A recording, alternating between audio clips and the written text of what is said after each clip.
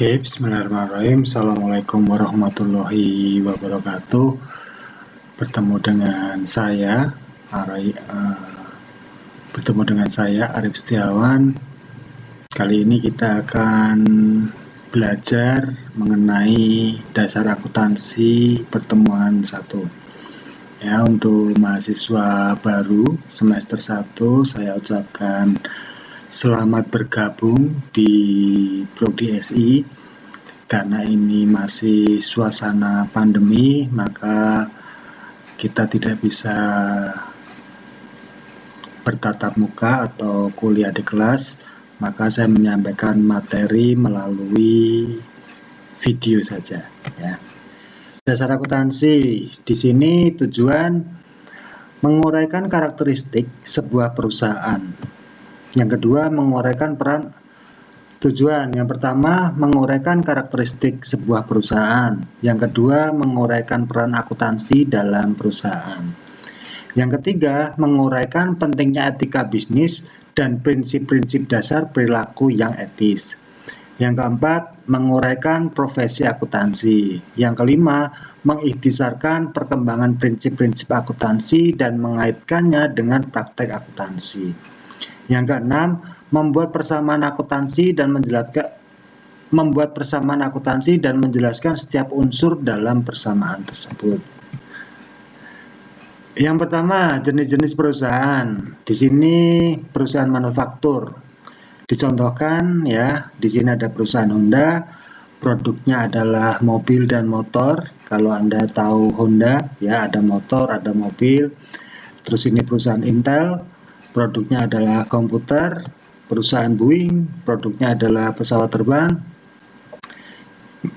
Perusahaan Nike, di sini sepatu dan pakaian olahraga. Coca-Cola ada minuman.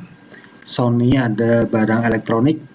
Selanjutnya perusahaan dagang. Perusahaan dagang di sini ada Carrefour. Ya, dia menjual barang kebutuhan sehari-hari, ada Kids Station, mainan, ada Electronic City, barang-barang elektronik. Ada Lands End, pakaian, ada Amazon.com, di sini ada buku, CD, dan produk-produk lainnya melalui internet. Perusahaan jasa, di sini ada Disney, ya, produknya hiburan, ada Garuda Indonesia, ini pesawat, ya, transportasi. Terus Marriott Hotel, dia bergerak di bidang jasa perhotelan, ada Citibank, keuangan dan perbankan, ada Telkomsel, yaitu jasa telekomunikasi. Ini hanya contoh-contoh aja. Contoh-contoh perusahaan di bidang jasa. Jenis-jenis organisasi perusahaan. Di sini yang pertama perusahaan perseorangan. Yang kedua persekutuan. Yang ketiga perusahaan korporasi atau perseroan terbatas atau yang sering kita sebut dengan PT. Apa itu perusahaan perorangan? Perusahaan perorangan adalah perusahaan yang dimiliki oleh perorangan. Nah, di sini dicontohkan ya, ada toko Ani. Keunggulannya, kemudahan pengaturan, biaya pengelolaan yang rendah. Jadi kalau perusahaan perorangan kayak kita membuka suatu usaha, ya, tidak memerlukan biaya yang tinggi. Kita bisa memulai dari nol. Biaya pengelolaannya rendah. Kemudahan pengaturan karena ini milik kita pribadi, tidak melibatkan orang lain. Ya, jadi dalam pengaturannya memang mudah, terserah kita mau diapain. Kelemahannya sumber daya keuangan yang terbatas. Kenapa? Karena ini modalnya ya dari kita sendiri. Ya. Kalau modal kita kecil ya hanya bisa bergerak di seputaran ini aja. Syukur-syukur kalau modal kita besar ya bisa melebarkan usaha ini, perusahaan ini sampai ke level yang lebih besar. Kewajiban yang tidak terbatas. Karena ini milik kita sendiri, jadi maju atau tidaknya perusahaan ya tergantung kita sendiri. Kalau kita rajin, ya bisa mengelola perusahaan dengan baik, maka di sini perusahaan bisa akan lebih cepat berkembang. Perusahaan persekutuan, ya, dimiliki oleh 2 orang atau lebih individu. Nah, di sini ada 2 pemilik, dicontohkan ada toko Ani dan toko Tini. Keunggulan, sumber daya keuangan lebih besar jika dibandingkan dengan perusahaan perorangan, karena ini ditanggung oleh 2 orang. Tambahan keahlian manajemen, ya, karena di sini ada lebih dari 1 orang, maka perusahaan ini dikelola oleh 2 pemikir, ya, yang satu si A, yang satu si B. Kelemahan, kewajiban yang tidak terbatas. Nah, ini masih sama, karena ini istilahnya hanya melibatkan sedikit orang, hanya 2 orang, maka kewajiban yang tidak terbatas, karena ini bisa dibilang dikelola sendiri perusahaannya. Yang ketiga, perusahaan korporasi dibentuk berdasarkan peraturan pemerintah sebagai badan hukum yang terpisah. Ketika kita membuat satu perusahaan berbentuk PT, maka di sini disebut dengan perusahaan korporasi. Dibentuk berdasarkan peraturan pemerintah sebagai badan hukum yang terpisah. Keunggulannya, kemampuan untuk mendapatkan sumber daya dalam jumlah besar. Keunggulannya, kemampuan untuk mendapatkan sumber daya dalam jumlah besar melalui penerbitan saham. Kelemahannya, PT ini akan dikenai pajak, ya, pengenaan pajak ganda di sini. Dan pajaknya itu nominalnya tidak kecil. Kalau PT itu pajaknya bisa dibilang besar karena ini perusahaan berskala besar. Next, strategi bisnis. Strategi bisnis adalah serangkaian rencana dan tindakan terintegrasi yang didesain oleh perusahaan sebagai sarana untuk memperoleh keuntungan melebihi pesaingnya, sekaligus untuk memaksimalkan laba. Jadi dalam mengelola bisnis perusahaan, kita itu mempunyai strategi bisnis. Ya, terdiri atas strategi biaya rendah dan strategi diferensiasi. Strategi biaya rendah. Berdasarkan strategi biaya rendah, suatu perusahaan mendesain dan menghasilkan produk atau jasa dengan kualitas yang diterima konsumen pada biaya yang lebih rendah dibandingkan dengan para pesaingnya. Jadi biaya rendah ini bukan merupakan kekurangan, tapi merupakan strategi. Kenapa? Karena kita memberikan harga yang lebih rendah kepada konsumen. Nah, di sini dicontohkan ada Lion Air, ada air mineral feed, ya. Kalau Lion Air ini perusahaan di bidang jasa penerbangan. Kalau dibandingkan dengan Garuda, dia lebih murah, ya. Makanya dia bisa menyentuh segmen-segmen konsumen yang mencari harga penerbangan yang lebih murah. Air mineral feed ini juga kalau dibandingkan dengan Aqua, ya, dia lebih murah. Makanya dia bisa menyentuh segmen-segmen para konsumen yang mencari air mineral dengan harga yang lebih murah. Ini merupakan strategi biaya rendah. Next, strategi diferensiasi. Berdasarkan strategi diferensiasi, sebuah perusahaan mendesain dan menghasilkan produk atau jasa yang memiliki kekhususan atau karakteristik yang unik sedemikian rupa sehingga konsumen bersedia membayar harga yang lebih tinggi dibandingkan harga yang umum. Ya, ini strategi menjual produk dengan harga yang lebih mahal karena dia menjual kualitas, ya. Di sini menghasilkan produk atau jasa yang memiliki kekhususan atau karakteristik yang unik, maka dia layak dibayar lebih mahal. Contohnya di sini ada Designer Bayan dan Electrolux. Ini adalah merek-merek alat-alat rumah tangga yang terkenal lebih mahal dia harganya, ya. Rantai nilai sebuah perusahaan. Rantai nilai adalah cara yang dilakukan perusahaan untuk memberi nilai tambah bagi pelanggannya melalui pemrosesan input menjadi produk atau jasa. Ya, bisa dibilang ini supply chain. Supply chain itu rantai dari input, proses menjadi output. Nah, outputnya ini berupa produk atau jasa. Ya.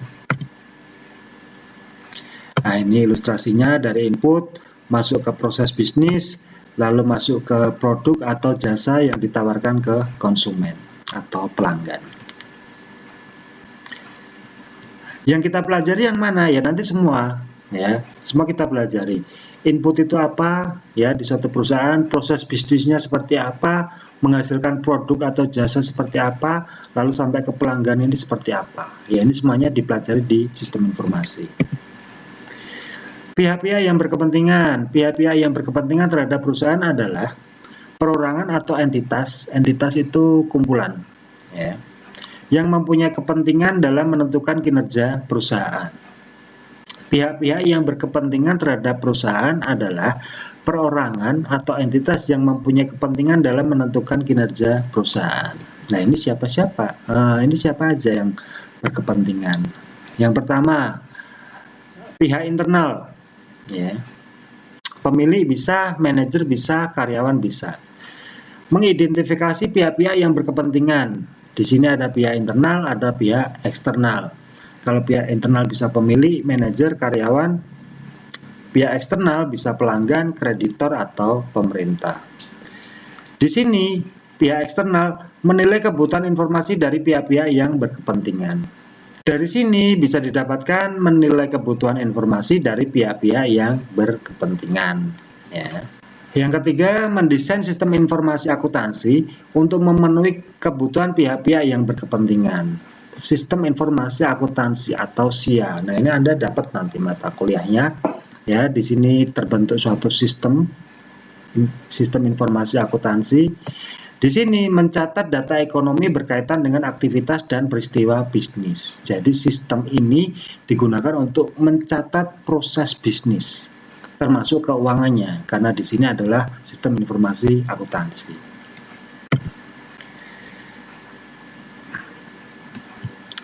Pihak yang berkepentingan ada pihak internal, ada pihak eksternal. Di sini ada pemilik, ada manajer, ada karyawan. Pihak eksternal ada pelanggan, ada kreditor, ada pemerintah. Poin kelima, menyusun laporan keuangan untuk pihak yang berkepentingan. Nah, laporan keuangan ini disusun menggunakan SIA atau Sistem Informasi Akuntansi. Di mata kuliah ini, dasar akuntansi akan kita singgung sedikit nanti apa itu SIA. Sistem informasi akuntansi, sistem yang digunakan untuk mengolah laporan keuangan, khususnya laporan keuangan perusahaan, ya, dari neraca, saldo, rugi laba, laporan keuangan, dan lain-lain. Etika bisnis, prinsip moral yang menjadi dasar bagi perilaku yang etis. Di sini yang pertama, hindari pelanggaran etika yang kecil. Ya, dalam berbisnis itu ada etikanya. Nah, ilmunya yang mempelajari itu adalah ilmu etika bisnis. Yang kedua, pusatkan perhatian pada reputasi jangka panjang. Jadi kalau kita berbisnis itu yang pertama hindari pelanggaran etika yang kecil. Yang kedua, pusatkan perhatian pada reputasi jangka panjang. Yang ketiga, bersiaplah menghadapi konsekuensi yang kurang baik bagi diri Anda bila berpegang pada perilaku etis. Akuntansi, profesi akuntansi atau disebut dengan akuntan. Di sini akuntan yang bekerja pada perusahaan bisnis atau organisasi nirlaba disebut sebagai akuntan swasta. Sedangkan akuntan dan stafnya yang memberikan jasa akuntansi berdasarkan honor disebut sebagai akuntan publik. Nah, ini tidak untuk mahasiswa sistem informasi sebenarnya. Ini dikhususkan untuk para mahasiswa di jurusan manajemen.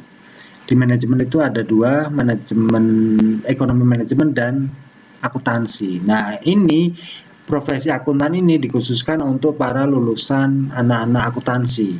Ya, dia bisa sebagai akuntan swasta atau bisa sebagai akuntan publik. Prinsip-prinsip akuntansi yang berlaku umum. Yang pertama, konsep entitas usaha. Konsep ini mengharuskan agar aktivitas usaha dicatat secara terpisah dari aktivitas pihak-pihak yang berkepentingan. Jadi di prinsip akuntansi ini dipisah antara entitas usaha milik perusahaan dan milik pribadi atau pihak-pihak yang berkepentingan. Ini harus dipisah. Ya. Konsep biaya adalah dasar untuk mencatat harga pertukaran atau biaya akuisisi dalam catatan akuntansi. Nah, ini konsep biaya ini harus semuanya tercatat. Ya. Keluar masuknya uang agar di sini terlihat jelas rugi labanya. Konsep objektivitas. Konsep ini mengharuskan agar catatan dan laporan akuntansi didasarkan pada bukti yang objektif. Objektif itu apa sih? Objektif itu berdasarkan data, jadi tidak berdasarkan pendapat. Kalau berdasarkan pendapat, subjektif namanya. Nah, ini objektif, datanya harus jelas. Konsep ini mengharuskan agar catatan dan laporan akuntansi didasarkan pada bukti yang objektif, yang jelas. Ya. Yang keempat, konsep unit pengukuran. Konsep ini mengharuskan data ekonomi dicatat dalam satuan mata uang tertentu. Kalau di sini tentunya rupiah. Ya, jadi dalam pembuatan laporan keuangan kita mencantumkan nilai mata uang ini dalam rupiah atau dalam dolar. Terima kasih. Ya, kiranya segitu dulu kuliah pertemuan pertama. Semoga bermanfaat. Jika ada pertanyaan, silahkan Anda komen di bawah. Sekian dulu kuliah dari saya. Kuliah saya tutup. Billahi taufik wal hidayah. Wassalamualaikum warahmatullahi wabarakatuh.